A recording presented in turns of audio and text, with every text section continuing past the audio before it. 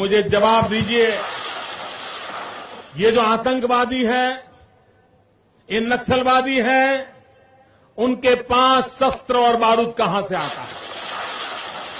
वो तो विदेश की धरती से आता है और सीमाएं संपूर्ण रूप से आपके कब्जे में है।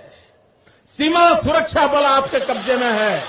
मैंने उनको दूसरा सवाल पूछा, हमने कहा आतंकवादियों के पास धन आता है, हवाले से आता है, पूरा मनी ट्रांजैक्शन का कारोबार भारत सरकार के कब्जे में है, आरबीआई के अंडर में है, बैंकों के माध्यम से होता है।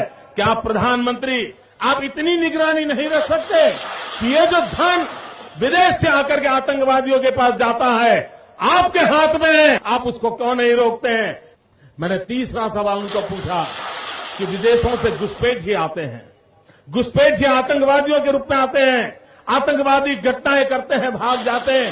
प्रधानमंत्री जी आप मुझे बताइए, सीमाएं आपके हाथ में है, कोस्टल सिक्योरिटी आपके हाथ में है, बीएसएफ सेना सब आपके हाथ में है, नेवी आपके हाथ में है, ये विदेश से घुसपैठ के कैसे घुस जाते हैं? मैंने चौथा सवाल पूछा, सारा कम्युनिकेशन भारत सरकार के अंडर में है। कोई भी अगर टेलीफोन पे बात करता है, ईमेल भेजता है, कोई भी कम्युनिकेशन करता है, भारत सरकार उसको इंटरप्ट कर सकती है।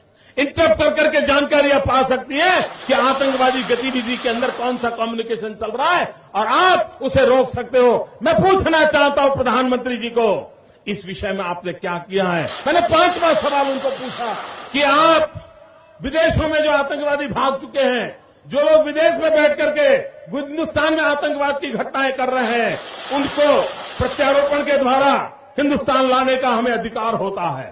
आपकी विदेश नीति में वो क्या ताकत है? एक बार इन पांचों चीजों पर कुछ करके दिखाइए, आतंकवाद जड़ मूल से उखड़ जाएगा।